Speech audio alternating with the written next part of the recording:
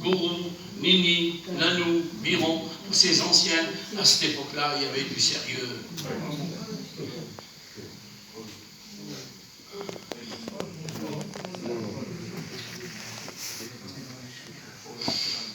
Dans l'église, il y avait du sérieux.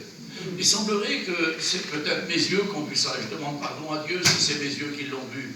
Mais il semblerait qu'il y a une facilité qui s'est installée dans l'église. Hier, j'ai été un peu surpris là-bas à l'église. Il y avait beaucoup de bruit. Ça parlait beaucoup, ça bougeait beaucoup. Et je dis, Seigneur, où il est ton respect?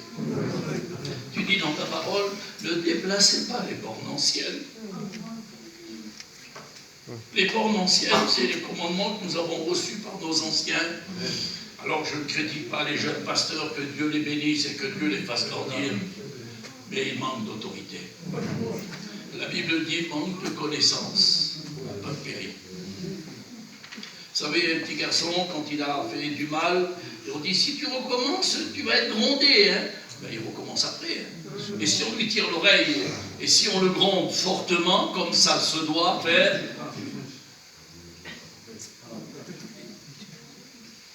excusez-moi que je suis enrhumé, j'ai le nez qui coule. Si on le reprend fortement, vous allez voir qu'il va changer d'attitude.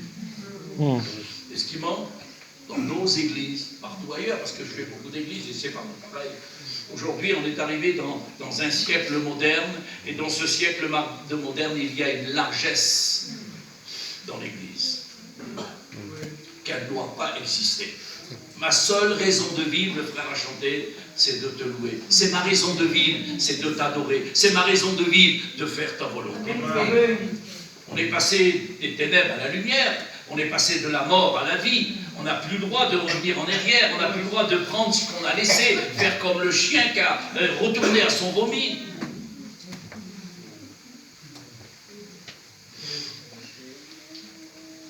Je vais essayer de rentrer dans le message. J'ai dit à Néné tout à l'heure, j'ai dit Néné, prends la place parce que je ne pourrai pas.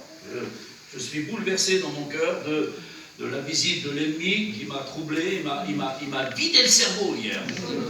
Et devant Dieu que c'est vrai, il m'a vidé le cerveau. J'arrivais plus à voir ma Bible, j'arrivais plus à lire. 2 heures du matin, j'étais là ce matin, mais j'arrivais pas à trouver. J'ai fermé ma Bible et je suis rentré chez moi. J'ai dit, Seigneur, c'est pas possible, il y a un problème, il y a une difficulté. Parce que vous savez, quand on dérange l'ennemi, il n'est pas content. Quand on dit des vérités et puis qu'on essaye de dire ce qu'il faut faire avec Dieu, il n'est pas content. Lui, ce qu'il voudrait, c'est qu'on donne de la largesse encore. Parce qu'il sait que l'horloge de Dieu leur est avancée. Il sait qu'on vit les derniers temps. Et il y a une préparation à faire, frères et sœurs. Vous savez, quand on doit aller à un endroit, il y a une place devant frère là. Quand on doit aller dans un endroit, eh bien, en général, il y a une préparation. On se prépare. Hein, on ne va pas dans un endroit décoiffé, mal habillé, mal rasé. Non, non.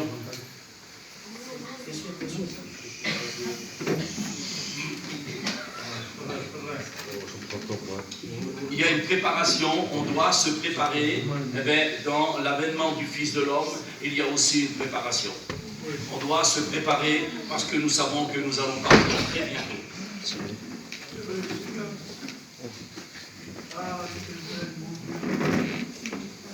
Voilà. Allez, on va commencer maintenant, si vous le voulez. Ésaïe 2 et verset 3. Ésaïe 2 et verset 3, il est dit, montons à la montagne de l'Éternel, la maison de Dieu. Amen. Afin qu'il nous enseigne ses voies et que nous marchions dans ses sentiers. Non pas sur un grand chemin, une grande route, un chemin large et spacieux, non, sur le chemin étroit. Montons sur la montagne de l'Éternel afin qu'il nous enseigne ses voies et que nous marchions dans les empreintes séparées. C'est une invitation ce matin, pardon. C'est une invitation pour chacun d'entre nous à venir monter sur la montagne. Vous savez, quand on monte sur une montagne, eh on oublie la terre, on s'éloigne de la terre, on s'éloigne du bruit, on s'éloigne de tous les problèmes et les difficultés de la terre. On s'isole et on monte sur la montagne, on se trouve seul, en communion avec Dieu, en contact avec Dieu, et là on arrive à faire le bilan. Dans le monde, on n'arrive pas à faire un bilan, parce qu'on est troublé, parce qu'on est travaillé, parce que notre cerveau n'est pas à sa place, parce qu'on vit dans un monde qui court, il faut le dire. On vit dans un monde pressé, on vit dans un monde qui n'a pas de paix, qui n'a pas de joie. C'est que de la violence, c'est que de la méchanceté. Je ne suis pas vieux, j'ai 65 ans bientôt, mais je me rappelle, moi, il y a quelques temps derrière, c'était pas comme ça. Aujourd'hui, pour un oui, un non, on se fait tuer, on se fait assassiner, il y a une haine, il y a une méchanceté. Rappelons-nous le premier livre de la Bible. Du temps de Noé. Du temps de Noé. La Bible dit que la méchanceté des hommes était grande sur la terre. Et que la violence des gens est montée jusqu'au trône de Dieu. Et Dieu n'a pas supporté la violence, n'a pas supporté la méchanceté des hommes. Alors il a détruit la terre. Est-ce que nous, aujourd'hui, la terre d'aujourd'hui est meilleure que du temps de Noé? Alors pourquoi qu'il a détruit les gens du temps de Noé? Il faudrait dire au Seigneur, Seigneur, il faut que tu ressuscites ces gens-là, parce qu'on n'est pas meilleur, la terre d'aujourd'hui n'est pas meilleure, elle n'est pas plus droite, elle n'est pas plus belle, elle est peut-être pire, parce qu'aujourd'hui on entend des choses que c'est incroyable, on voit des choses que c'est incroyable.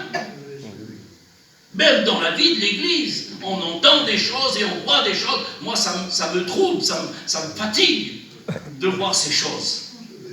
Et cependant, ils sont là.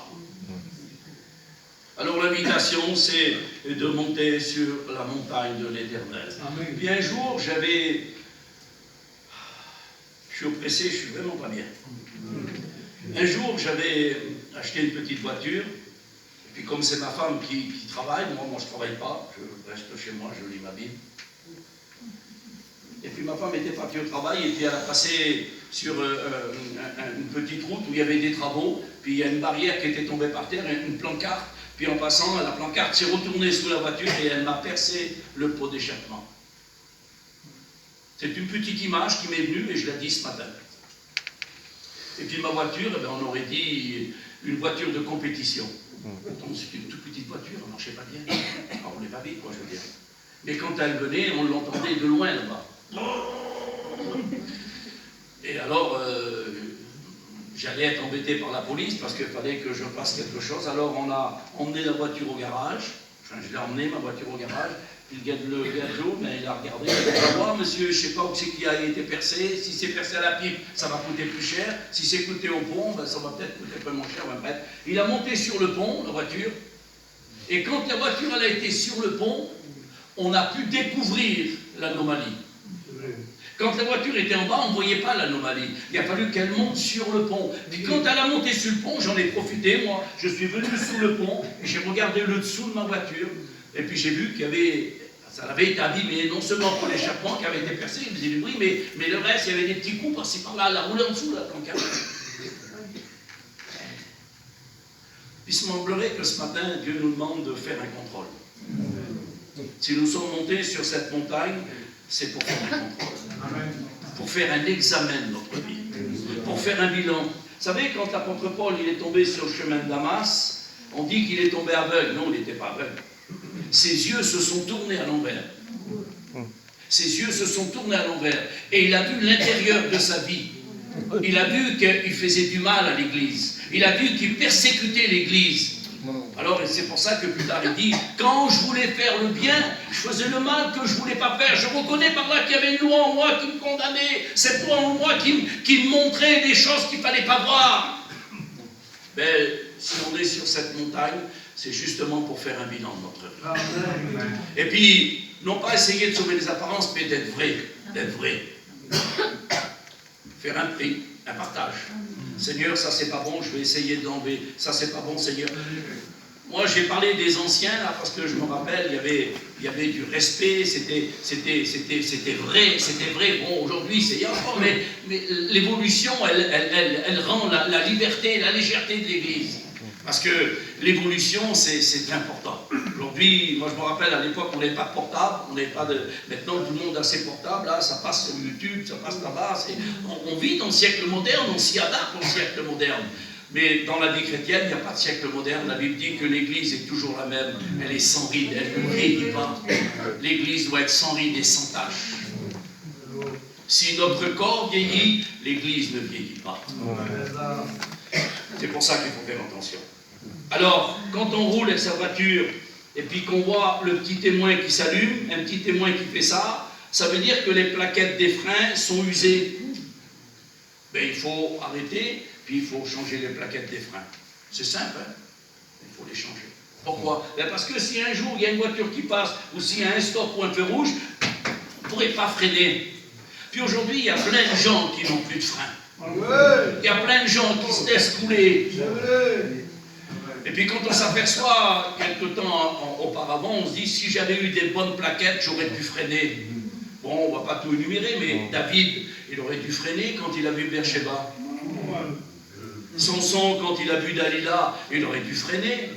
Il aurait freiné, il ne serait pas trouvé sous les genoux de Dalila, et puis on ne lui aurait pas enlevé la bénédiction du ciel. On ne lui aurait pas coupé la consécration, il n'était plus consacré à Dieu. Pourtant, c'était un homme qui était consacré. Mais étant donné qu'il s'est laissé couler, ça a été cool. Parce que c'est le mot du monde aujourd'hui. On est cool. Alors quand le témoin s'allume, pour l'amour du Christ, n'éteignez pas la larme. Laissez-la sonner et faites le nécessaire. Faisons le nécessaire. Changeons nos petites plaquettes et puis on aura des bons freins. Non, mon frère, je ne peux pas, je suis chrétien. Non, ma soeur, je ne peux pas, je suis chrétien. Non, les choses anciennes sont passées. Tout est redevenu nouveau en moi. Je vis une vie nouvelle. Je vis la vie de Dieu. Je ne peux pas mélanger la vie de Dieu avec la vie du monde. C'est impossible. Je ne peux pas me séparer en deux. Soit je suis avec Dieu, soit je suis avec le monde. Il y a un choix. Puis aussi, quand on est au contrôle, ben on vérifie aussi les essuie-glaces. Parce que quand il tombe de l'eau et que les essuie-glaces ne marchent pas, un jour j'ai dû m'arrêter en pleine route, les essuie-glaces avaient tombé en panne dans mon camion, je ne voyais plus rien. Et j'étais en danger de mort parce que je ne voyais plus rien. C'est pas grand-chose, un petit essuie-glace avec un petit caoutchouc. Mais ça donne de la visibilité. Peut-être que les essuie-glaces sont usés. Peut-être qu'il n'y a plus d'essuie-glaces, ça ne marche plus. Tu ne vois pas, tu fonces dans le mur. Avec de faux raisonnements, avec une fausse vision, avec un faux entendement, avec une vie troublée, tu fonces dans le mur. Et quand on fonce dans le mur, ben, on est en danger. On va passer encore un peu plus loin parce que je ne voulais pas être trop long. Pour ça, j'ai demandé la place un peu de bonheur parce que j'ai un message qui est un peu long. Exode 34 et verset 2. Dieu dit à Moïse, sois prêt de bonne heure et monte au matin sur la montagne de l'Éternel et tiens-toi là devant moi. Là, c'est plus une invitation, c'est une convocation. Et ce matin, eh bien, nous sommes convoqués. Une convocation, des fois, ça fait peur. Quand on reçoit dans la boîte à lettres une convocation, soit à la gendarmerie, ou soit à la caisse d'allocation, eh bien, on a peur. On se dit, qu'est-ce qui va arriver? Qu'est-ce qu'ils vont nous demander? Qu'est-ce qu'ils vont nous faire? C'est là. Rentre, vas-y mon frère, rentre, voilà.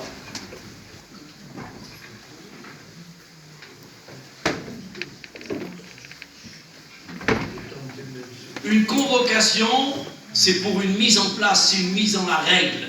Une convocation, c'est une mise en état. Et puis, si c'est moi qui vous le dis ce matin, mais imaginons que c'est Dieu qui parle, hein, parce que là, c'est Dieu qui parle dans sa parole. Alors, Billy, t'es convoqué, monte sur la montagne ce matin, mais de bonheur, lève-toi. Ne sois pas paresseux, le jeune a dit tout à l'heure, j'étais chez moi, puis j'avais la pensée de rester chez moi, mais j'ai fait un effort, je me suis levé. Mais bien des fois, ben, on est là, puis on est paresseux ou paresseuse. Et Dieu dit, lève-toi et tiens-toi là devant moi. J'ai quelque chose à te dire ce matin. J'ai une reprimandation à te faire ce matin. J'ai une exhortation à te donner ce matin. Si on est devant Dieu, on fond comme une bougie. Mais si on est devant quelqu'un qui nous dit cool, bon, il y a eu un petit problème, essaye de faire un peu mieux, hein, si tu peux faire un peu mieux, essaye de faire moins comme ça. Je ne veux pas tout numérer parce que s'il faudrait parler, après on irait trop loin. C'est pour ça que j'ai dit, il y a des règles dans la parole de Dieu. Et une règle, c'est une règle. Elle n'est pas tendue, c'est une règle. Non, ma soeur, non, c'est pas comme ça, ma soeur. Non, mon frère, c'est pas comme ça. Ah, il m'a fait mal. Oh, mais non, mais il ne faut pas pleurer. C'est une règle. Quand à l'école, on faisait une petite bêtise, je me rappelle, j'étais gamin, moi. Mettez les doigts comme ça. Alors, mettez les doigts comme ça, bien coup de regard. Mais il ne faisait pas parce qu'il n'aimait pas le maître. Il faisait parce qu'il voulait que ça soit droit. Aujourd'hui, on a pris un peu l'habitude du cool, du relax. La convocation, ce matin, c'est pour une mise en examen. Regardez ce qu'il est dit, 2 Corinthiens 13 et verset 5. Examinez-vous vous-même. Examinez-vous vous-même, c'est-à-dire que c'est à nous de prendre notre responsabilité. Parce que nous, on parle, les serviteurs de Dieu, on essaye de vous accorder des grâces, on essaye de vous accorder des limites, on essaye avec la parole de Dieu. Mais c'est à vous de prendre en considération. Si ça rentre d'un côté puis ça sort de l'autre, moi je l'ai vu, hein, bon, je l'ai vu, je ne vais pas tout cacher parce que je l'ai vu. J'ai vu qu'en sortant de la réunion, certaines personnes, pas tous, béni soit Dieu, en sortant de la réunion,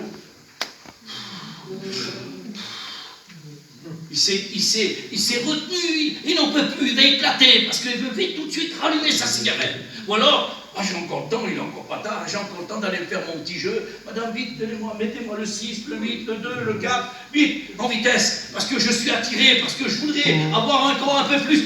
Je ne me contente pas de ce que j'ai, je veux avoir encore plus. On vit dans un monde d'insatisfaction, un monde de mécontentement, un monde d'incompréhension. Et puis il faut le dire, on est là ce matin, on a reçu la convocation, on est devant Dieu, et Dieu nous dit toutes ces choses-là, à travers sa parole. Parce que moi je suis le micro, c'est lui qui parle. Moi je ne fais que distribuer ce que lui me dit, moi je suis un haut-parleur, c'est tout. Il y a des mises en garde, il faut faire attention, l'église c'est sérieux, la vie chrétienne c'est sérieux, les frères et sœurs c'est sérieux, ce sont des enfants de Dieu. Ce sont la famille de Dieu. Et la famille de Dieu, elle est sage, elle est claire, elle est clean.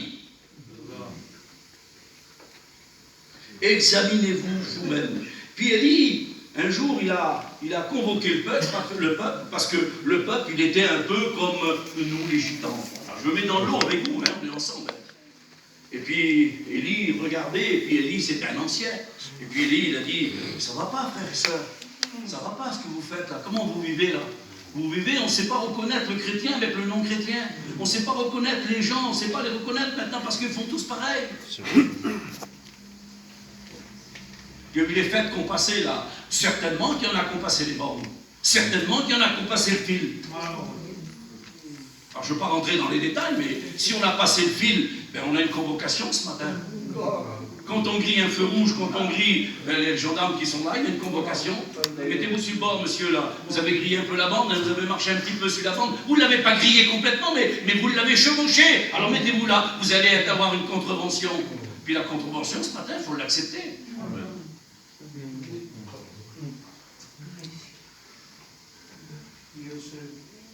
Alors Élie voit le peuple qui est là, ça ne marche pas bien, que ça se dérègle un petit peu, l'heure elle est déréglée, au lieu d'avoir 8 heures, on a 9h30. Il faut faire attention, alors il faut remettre à l'heure, il faut mettre les pendules à l'heure. Alors Élie, il rassemble le peuple, comme là ce matin, il rassemble tout le peuple. Et puis Élie dit, mais jusqu'à quand allez-vous boiter des deux côtés? Si c'est l'Éternel, votre Dieu, marchez avec l'Éternel, mais si c'est Baal, le monde, alors allez après Baal. Il y en a assez de jouer la comédie, il y en a assez de sauver les apparences. Faites un choix, faites un bilan, et soyez vrais. Soyons des hommes et des femmes avec un caractère. Quand Jésus était dans le désert, qu'il a jeûné 40 jours et 40 nuits, l'ennemi, il n'a pas eu peur, il est venu vers Jésus. Le blanc de barreau des belles. Là, il est fatigué, ça fait 40 jours qu'il jeûne, ça fait 40 jours qu'il ne dort pas, il est fatigué, il a faim. Alors je vais me présenter. Puis Satan se présente. Ça va Jésus? Tu es un peu fatigué, hein? Je vois tes pieds, ils sont gonflés. Tu as marché beaucoup, tu as faim. Alors il dit, on ordonne que ces pierres deviennent des pains. Puis Jésus est fatigué parce qu'il le dit dans sa parole qu'il est fatigué. Et Jésus dit, il est écrit. L'homme ne vivra pas de pain seulement, mais de tout ce qui sort de la bouche de Dieu. Amen. Ce qui sort de la bouche de Dieu, c'est le commandement. Amen. Il est est fatigué, mais le caractère de Jésus, il a surgi dans le désert. Amen. Quand Jean-Baptiste voit Jésus qui vient au baptême, Jean-Baptiste, il dit, voici l'agneau de Dieu qui ôte le péché du monde. L'agneau. Voici l'agneau. L'agneau, c'est doux, c'est gentil, c'est propre, c'est pur, un agneau. Mettez un agneau dans la boue, il miaule, il pleure, il n'est pas à sa place. Alors, voici l'agneau de Dieu. Puis Jésus est venu, et puis il a rentré dans l'eau pour être baptisé par Jean-Baptiste. Et puis quand il a été baptisé par Jean-Baptiste, le ciel s'est ouvert. Et l'Esprit de Dieu est tombé sur lui en forme de colombe. L'agneau et la colombe. Les deux agneaux, les deux animaux les plus propres, les plus purs, les plus sages, les plus gentils. Vous voulez que la colombe se pose sur vous ce matin? Amen. Alors il faut avoir le caractère de l'agneau. Si on n'a pas le caractère de l'agneau, la colombe ne viendra pas se poser. Si on fait du bruit, la colombe s'envole. Si on va dans des endroits malsains, la colombe s'envole, elle ne s'en repose pas, elle ne reste pas.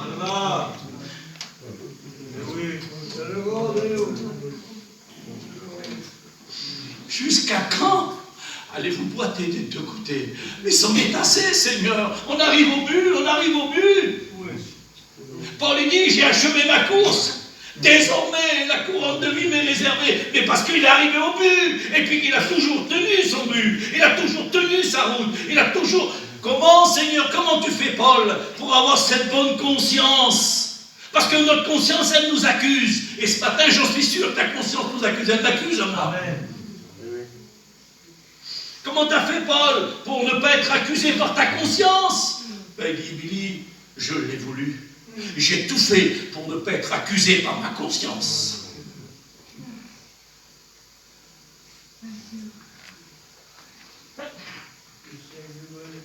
On ne peut pas dire, ah ben, le Billy, il a fait ça. On l'a vu là-bas. On l'a... Non, non. Ma conscience me dit non, non. Le témoin s'allume, fais attention, sois prudent.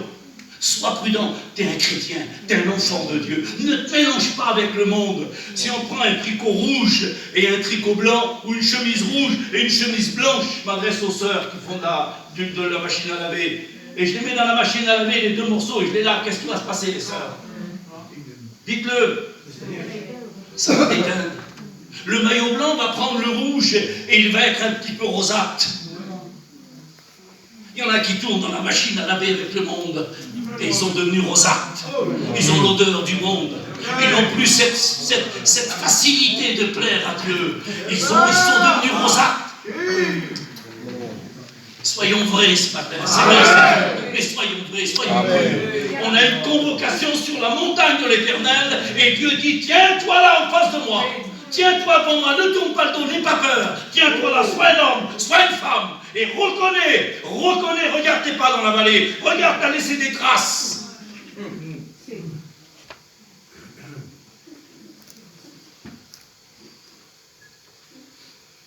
Luc 10 et verset 30. Un bon chrétien. Un bon chrétien.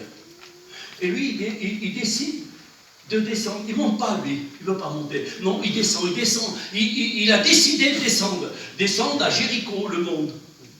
Descendre au PMU. Descendre au bar.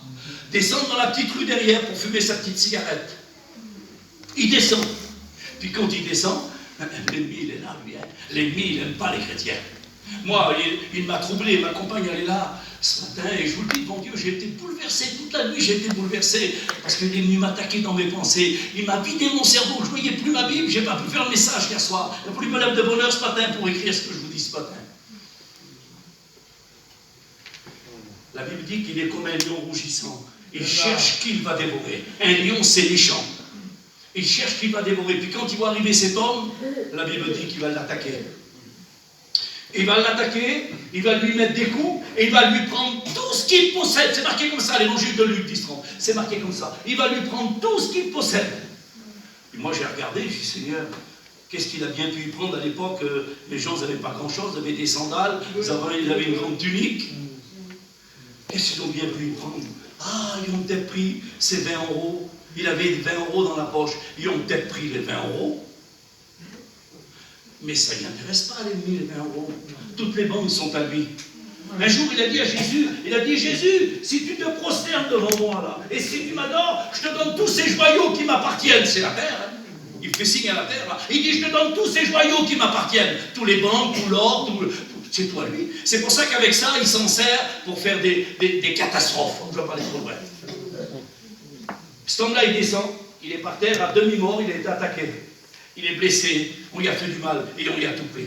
Mais qu'est-ce qu'on lui a pris, Seigneur? On lui a pris sa joie. Il n'a plus de joie.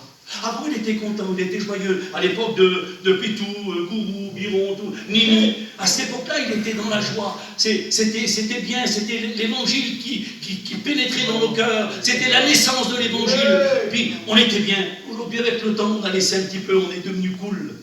On est devenu relax. Alors, il n'a plus de joie. Il y a des gens qui n'ont plus de joie. On a fait quelques visites avec les frères. On rentre dans les foyers, ça pleure, ça gémit, il y a des malades, il y a du stress, il y a de l'angoisse. Des jeunes qui ont de l'angoisse. Mais comment ça va, Seigneur? Dans quel monde on vit? Dans quel monde on vit aujourd'hui pour voir des jeunes qui sont angoissés, pour voir des jeunes qui veulent se suicider, pour voir des jeunes qui veulent, ils en ont marre de la vie, ils ne sont pas nés encore, ils veulent déjà mourir, ils en ont marre. On vit dans un monde de décadence.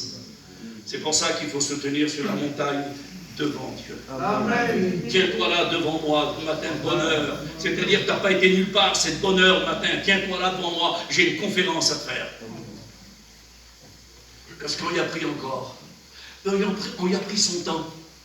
La Bible dit, Ecclésiaste, il y a un temps pour tout.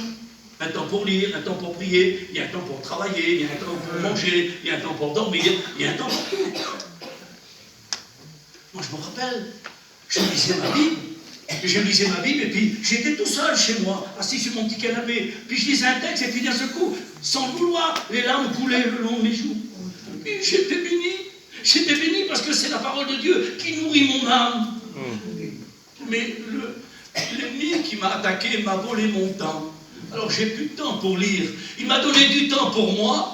Il m'a donné du temps pour me satisfaire, pour satisfaire ma chair. Mais pour Dieu, il m'a volé mon temps. J'ai plus de temps pour Dieu. Si je fais un sondage, vous êtes devant Dieu, parce qu'on est sur la montagne, hein, et on est devant Dieu là. Tiens-toi devant moi, Dieu a dit. Alors on est devant Dieu là.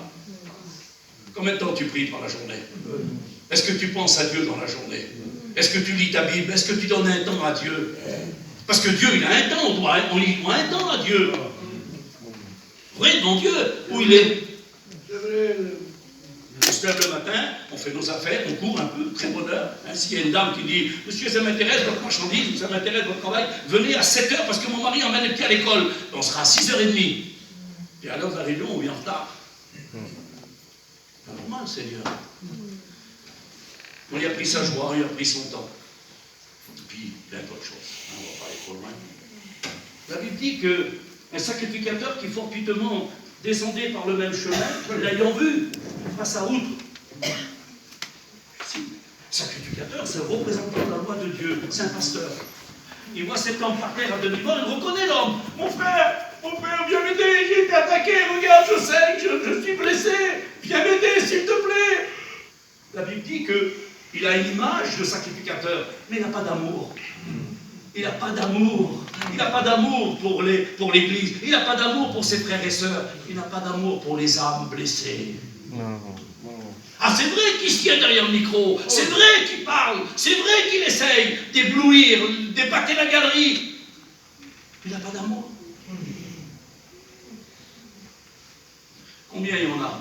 Ici, à Paris, à Marseille, à Toulon, à Nice. Combien il y a dans des petites rues? Des brebis blessées, des brebis malades, qui attendent un mot, qui attendent un sacrificateur. Et le sacrificateur passe outre. Passe dans la petite rue, ils savent qu'il y a un malade. Passe dans la petite rue, puis... J'ai rien vu, je ne savais pas, moi. Je ne savais pas. Un lévite, en réalité, il n'avait rien à prendre, le sacrificateur, parce qu'il n'a pas été attaqué, l'ennemi était encore là, il était caché, l'ennemi l'attendait. Qu'un autre passe pour prendre, Mais ils ont rien, il n'a rien à prendre, ils ont rien. Il n'a rien, on ne peut rien lui prendre. Le Samaritain, il avait, mais on lui a pris. Mais lui, il n'a rien, on ne peut rien lui prendre, donc il n'est pas attaqué. Un lévite qui passe. Le lévite, c'était le diacre de l'église. C'était le maître d'orchestre, le chanteur, le choraliste dans l'église à cette époque-là. Le lévite, il passe, la Bible dit, et quand il voit cette femme par terre, il le reconnaît. Il dit, mon frère, je te reconnais, c'est toi qui chante dans la chorale. Viens, mon frère, viens m'aider. La Bible dit qu'il passe outre. Ah, le lévite, il a une tâche déterminée. Si vous lisez la Bible, il est le diacre de l'église. Vous savez, un diacre, je m'excuse s'il y a des diacres. Le diacre, il aime bien travailler. Il prend son petit papier, quand c'est l'heure de la réunion. Hein. Avant, il ne le fait pas. Mais quand c'est l'heure de la réunion, les gens arrivent. Depuis ce matin, je suis là de bonne heure, moi. Je travaille pour Dieu. Hein. Puis quand tout le monde est parti, c'est toujours moi qui travaille. Je suis toujours moi, il n'y a personne qui prend place. Les gens ne sont pas avec moi, là. Et pourquoi tu peux le faire alors? Si tu le fais pas de ton cœur, alors arrête, ne le fais pas. Si tu le fais, c'est parce que t'aimes Dieu. C'est parce que tu veux servir Dieu. Et le lévite, il passe outre. Mais la Bible dit qu'il y a un Samaritain. Lui, il ne descend pas. Hein. La Bible dit c'est un voyageur. Il voyage. Il a une petite âme. Il passe, lui. Puis quand il voit cet homme-là, il ne connaît pas trop l'homme qui est par terre. S'il vous plaît, je suis blessé. Attends-moi, il descend de sa monture. Il sort de sa Mercedes. Il descend de sa BM. Il descend. C'est dur de descendre d'une BM. Voyez-moi, hein. De descendre d'une grosse voiture, c'est dur. Il descend de sa voiture et il met le genou à terre. Il dit bouge pas. Il a une petite sacoche. Dans sa sacoche, il a de l'huile. Symbole de la douceur. Symbole du Saint-Esprit. Il reste de l'huile sur ses plaies. Parce qu'à l'époque, on mettait de l'huile sur les peaux mortes pour adoucir la douleur. Et puis ensuite, il a encore une petite fiole de vin. La Bible dit que le vin, c'est le symbole du sang de Jésus. Mais c'est aussi le symbole de la joie. Le Samaritain, il a des ustensiles. Il va mettre du vin sur ses plaies. Ça va cicatriser. Coupez-vous un jour et prenez une grappe de raisin, mettez le jus de raisin. Ça cicatrise. Il va prendre encore cet homme. Il va le lever, je ne sais pas combien il fait, 70, 80 kilos. Et il va le monter dans sa BM. C'est dur de donner sa place. Quand on a une place derrière le pupitre, c'est parfois dur. Ici, non. Ici, les frères sont cool et ils sont très bien parce que à chaque fois qu'on passe, tous les pasteurs qui passent, ils ont la place. Mais il y a des églises. Moi, où je suis là-bas, je ne veux pas faire critique, mais où je suis là-bas, je reste des mois dans les rangs. C'est les petits jeunes, hein. C'est les petits jeunes. Je reste des mois dans les rangs. C'est des cacous.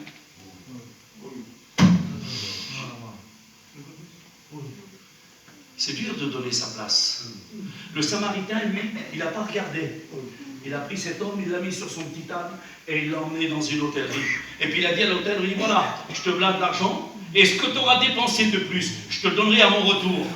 Ce que tu as fait là, si tu as donné un peu de trop, n'oublie pas que tu l'auras en récompense. Dieu n'oublie pas les bienfaits de ses enfants. Ah, Dieu Seigneur. On va rentrer dans le vif du sujet maintenant. Genèse 22. Abraham est monté sur la montagne du mont Morija. Mais il n'est pas monté les mains vides. Non. Il est monté avec ce qu'il aimait de plus dans sa vie. De ce qui comptait le plus dans son foyer. Il n'est pas monté avec son paquet de cigarettes. Non. Il est parti, il est monté avec la vie de son fils. Il est monté avec Isaac. Et Isaac, il y avait un serviteur qui portait le bois. Et Isaac a dû prendre le bois. Et il est monté avec son père. Et quand il est monté sur cette montagne, au mont Morija, c'était pour donner en sacrifice son fils. Sur la montagne, Dieu dit, tiens-toi là devant moi et vide ta poche. Il y a quelque chose dans ta poche qui ne me plaît pas. Vide ta poche. Alors, il y en a des choses dans les poches. Je ne veux pas tout énumérer. Vide tes poches. Et des fois, on a du mal, nous. Ah non, Seigneur, non, ça c'est mon petit truc à moi, je le garde, moi. Ça me plaît bien, ça. Cet homme-là, quand il monte au mont Morija, il a son fils Isaac. Mais il va dire une chose, parce qu'il monte avec la foi.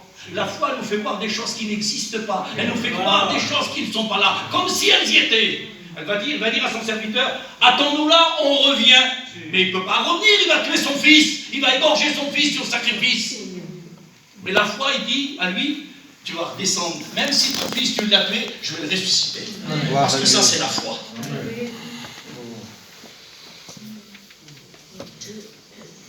Que vas-tu donner à Dieu ce matin? Parce que tu es monté, hein. Venez, montons à la montagne de l'Éternel, la maison de Dieu. C'est marqué comme ça. Ésaïe 2, 3. Montons à la montagne de l'Éternel, la maison de Dieu. On est dans la maison de Dieu, là, oui ou non? On est sur la montagne de l'Éternel, oui ou non? On est devant Dieu, on a eu une convocation, on est devant Dieu là. Qu'est-ce qu'on a à lui donner? Point d'interrogation, faisons le bilan. Qu'est-ce qu'on a à lui donner? Notre désobéissance, notre méchanceté, notre jalousie. Il y en a plein de choses, je ne veux pas tout numérer. Il dit là, examinez-vous vous-même. Faites le bilan vous-même. Moi, je ne peux pas fouiller dans votre cœur, mais vous pouvez le faire. Parce que vous connaissez votre vie. Exode 3, il y a un autre personnage qui est monté. C'est Élie. Moïse, pardon. Moïse, il est monté sur le mont Horeb. La Bible dit qu'il était en train de garder le troupeau de son beau-père, Jéthro. Et puis, ses yeux se sont portés là, sur la montagne. Et sur cette montagne, il y a un feu qui brûle, mais qui ne s'éteint pas et qui ne se consume pas. Ce n'est pas un feu d'être humain, ce n'est pas un feu terrestre, ce n'est pas un feu du monde, c'est le feu de Dieu. Ouais. Et alors, sa curiosité va le pousser à venir sur cette montagne. Alors il va prendre le troupeau de son beau-père Jéthro, va le placer derrière la montagne en sécurité et va commencer à cheminer. Il va commencer à monter. C'est pour vous dire que pour monter sur une montagne, on ne monte pas avec des hauts talons hein, pour les dames. Et puis on ne monte pas avec des souliers vernis pour un monsieur. Parce que c'est dur hein, quand on a un beau petit costume et quand on a des beaux petits souliers cirés de monter sur la montagne. C'est plus facile de rester dans la vallée comme l'autre. L'autre, tu vas à droite, j'irai à gauche, tu vas à gauche, j'irai à droite. L'autre, il a regardé, il est jeune, il est ambitieux, lui. Il a regardé, il a dit, mais il a plein d'aller de loin, là, il y a de l'eau, il y a tout pour les brebis. Vous connaissez la fin de l'autre, hein. Il est rentré dans Sodome. Il avait une maison dans Sodome. La Bible dit qu'il ne pouvait pas supporter la méchanceté de Sodome, mais il est pourtant resté en Sodome. Et il a tout perdu. Il a tout perdu. Il va monter, Moïse est arrivé sur la montagne, il se presse parce qu'il est curieux, il veut savoir ce que c'est que ce feu qui brûle, il n'y a personne qui met du bois. Il se presse, il monte là-haut, puis quand il monte là-haut, hop, Moïse, stop! Il entend la voix de Dieu. Moïse, ôte les sandales de tes pieds. Tu es devant moi, Moïse, je t'ai convoqué sur la montagne et ce matin tu es devant moi. Ôte tes souliers de tes pieds, car le lieu sur lequel tu te tiens ici, c'est un lieu saint. Tu n'as pas le droit de rentrer avec tes souliers sales. Où t'as été, Moïse? Où t'as marché, Moïse? Ôte tes sandales. Mais Seigneur, que Jésus s'enlève. Le feu brûle, mais il ne se consume pas. Le feu de l'esprit est là ce matin. Mais il ne consume pas. On n'est pas brûlé, mais on est purifié par le sang. On est purifié par ce feu. Et on se doit d'ôter nos souliers. Alors, les souliers, il y a le soulier de la jalousie, il y a le soulier de la médisance, il y a le soulier, il y en a, mon Dieu, il y a des souliers vernis, des souliers carrés, des bottines, des baskets, il y en a. Il faut les enlever. On est à la convocation et il faut enlever.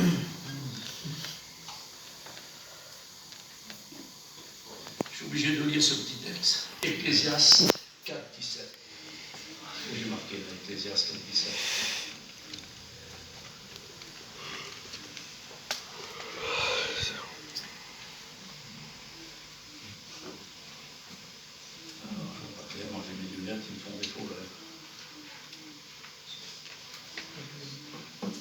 Ça. Ecclésiaste 4, 17.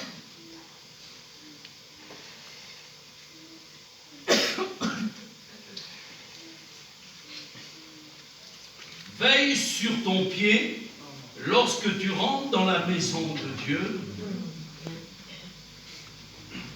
Approche-toi pour écouter, au lieu d'offrir des sacrifices présentant un homme stupide. Parce qu'ils ne savent pas qu'ils agissent mal.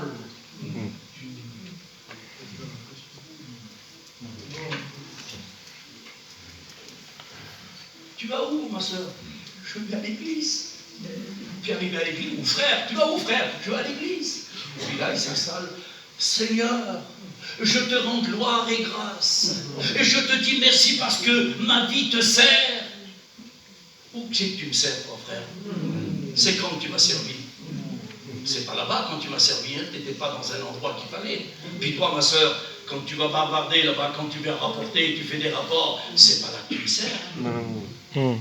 Pourquoi tu viens faire des belles phrases, tu viens faire des belles récitations ici? Avant de rentrer, fais le bilan. Regarde pas dans le miroir de la parole de Dieu. Tu auras sujet de te plaindre, tu auras sujet de t'humilier, tu auras sujet de baisser les yeux, baisser la tête devant Dieu, parce que ce matin tu es en présence devant Dieu.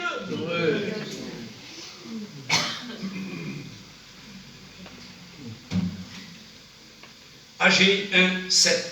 AG 1:7. Considérez attentivement vos voies. Pas un petit coup d'œil comme ça, non. Considérez attentivement. Là, la place où on est, à Rivesaltes, là, il y a des vis par terre, des boulons, des vis, des pointes. Et moi, quand je mets ma voiture, quand je vais mettre des pneus, là, je regarde bien, et j'ai enlevé, avec ma compagne, on a enlevé des vis, on a acheté des vis. Et là, il y en a encore un autre, ma femme. Il faut faire attention, il faut regarder attentivement, parce qu'on ne les voit pas trop dans les pierres, les vis. Et si je ne fais pas attention, je vais crever un pneu. Et si je crève un pneu, je ne pourrai plus rouler. Je ne pourrai pas venir à l'église. J'ai un pneu à plat. Considérez attentivement vos voies et marchez sur le chemin et demandez quel est l'ancien sentier. Demandez quel est l'ancien sentier. Lequel, Seigneur? Celui que je t'ai tracé, celui que je t'ai laissé des traces.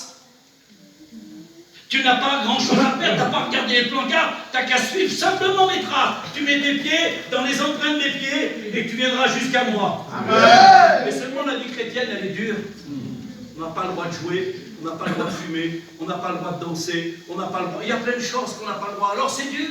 Alors écoute, moi je veux bien aller vers Jésus, mais je vais mettre un petit peu de ça. Hein. Je vais remettre un petit peu, je vais adoucir mon chemin.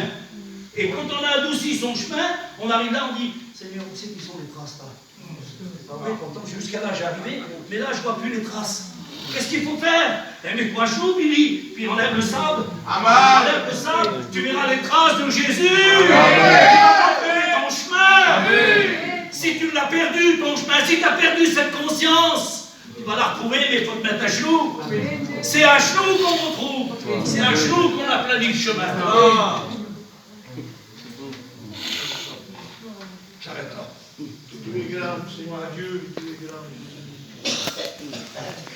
1 Roi 18:41. Élie va dire à Akab, monte sur la montagne. Monte sur la montagne. Parce qu'il y a de la sécheresse. Dans notre foyer, ça craque. Il n'y a plus d'arrosée. On n'est plus arrosé par l'esprit. On sent les apparences, on fait croire que ça va bien, mais ça ne va pas. Dans notre foyer, ça ne va pas. Nos enfants, c'est la panique, c'est la guerre. Alors monte, Akab, et puis je vais prier, moi. Et tu verras, quand il va avoir un petit nuage, tu vas m'avertir. Akab, c'est un serviteur, il écoute. Il monte sur la montagne. Et quand il est sur la montagne, il regarde. Il ne voit rien. Il redescend. Il n'y a rien. Il dit, remonte. J'en viens, remonte. Il remonte, puis il regarde. Il redescend. Il n'y a rien. Il dit, remonte. Ah, ça fait 3 fois que je vais à la réunion, j'ai rien senti. Remonte. Il remonte. Il regarde, il n'y a rien. Il redescend. Il n'y a rien. Il dit, retourne. Mais non, mon frère, écoute, là, tu blagues, là. Ça fait 4 fois que je vais à la réunion. Ça fait 5 fois que je demande à Dieu. J'ai demandé avec un cœur vrai, j'arrive pas. J'arrive pas à enlever ce problème. J'arrive pas à enlever cette habitude que j'ai. J'y arrive pas. Remonte jusqu'à 7 fois. Et au bout de 7 fois, il va regarder, il va dire, ah, je vois un petit nuage, mais il n'est pas plus gros que ma main. Et il dit, descends vite. C'est un petit pasteur. Mais lui, il va venir t'arroser. C'est pas un gros pasteur, c'est pas un grand serment, non. C'est un petit frère. Il n'est pas gros, mais tu verras qu'il va arroser la terre. La terre, elle est arrosée. Elle est arrosée ce matin. Mon cœur est arrosé. Ma vie est arrosée ce matin. Parce que je sens la bonne présence de Dieu. Elle vient inonder mon cœur. Elle vient arroser ma vie. Elle vient donner la vie dans ma vie. La vie de l'esprit. Non pas la vie de la chair, non pas la vie de la terre, mais la vie de l'esprit. La veuse de pluie du ciel. Psaume 24. Qui pourra monter à la montagne de l'Éternel. Voilà. Celui qui a le cœur pur et les mains innocentes. Amen. Mes frères, non, mon cœur n'est pas pur. Mes mains sont pas innocentes. J'ai joué, j'ai fumé, j'ai bu, j'ai dansé.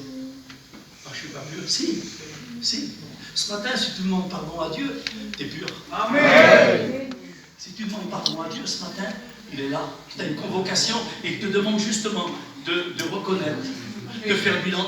Examinez-vous vous-même. Examine-toi. Et si tu reconnais qu'il y a une faute, demande pardon à Dieu. Et Dieu va te pardonner, que ça ne soit. Alors avant de monter, je vous invite.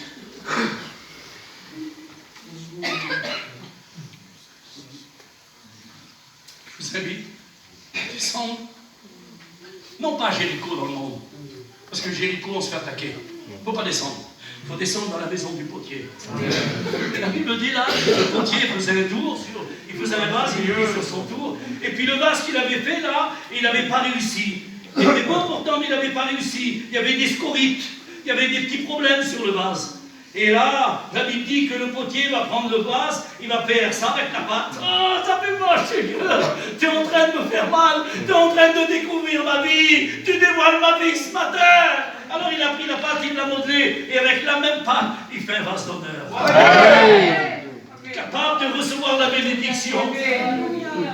Un jour, j'avais travaillé avec un homme, un serviteur de Dieu, qui ne connaît pas moi l'Antiquité. J'ai jamais fait l'Antiquité de ma vie, mais j'avais besoin de sous. Et c'est mon compère, c'est le beau-père de ma fille. Et j'avais trouvé un vase.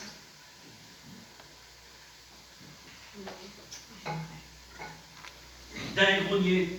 Cherché partout, fouillé. Moi, je voulais trouver quelque chose, je ne connaissais pas. Puis d'un seul coup, je trouve un vase.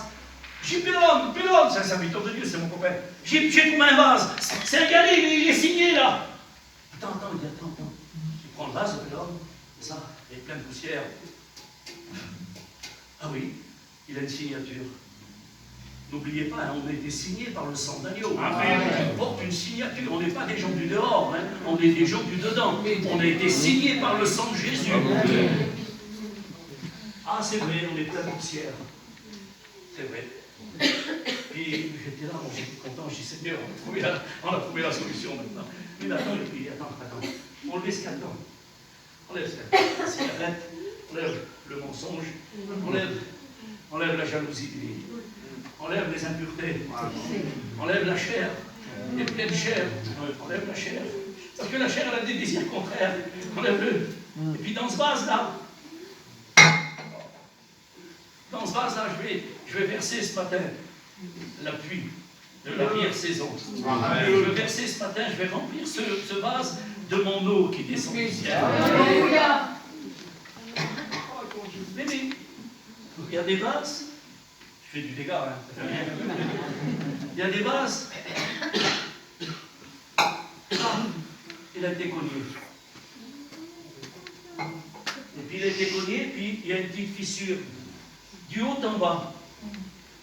Alors, toi t'es intelligente, ma soeur, t'as mis de la glu, et puis tu l'as bien tenu, tu l'as, là il est sec. Là, je peux mettre mes affaires dedans. Mon vase, il est collé. Et moi, je rentre chez toi, je ne connais pas. Oh, il est beau, ma soeur, ton vase. T'es belle, t'es une bonne chrétienne, tu lis ta Bible, tu pries. Que c'est beau, Seigneur. Ah oui, mon frère, ah oui. Hein. Ah, touche pas. Et pourquoi? Touche pas. Parce que regarde, toi, si tu me mets comme ça, regarde, il est cassé ici. Alors je me mets comme ça, je sors des apparences, je fais voir quelqu'un de bien, et derrière, il y a une fissure. Et tout ce qu'on met dedans, ça tombe par terre. Je viens à la réunion, je ressors, je suis pareil. Je n'ai pas changé, parce que je suis fissuré. Alors descends dans la maison du potier. Le potier va te mettre sur son dos. Il va faire tourner. Et avec la même part, il va faire une bonne nouvelle.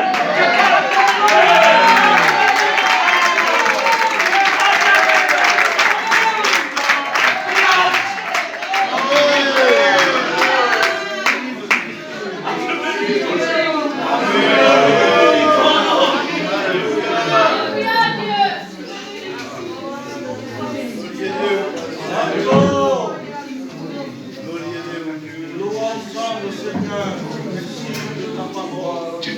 avec ta belle-sœur. Tu t'es cogné avec tes parents.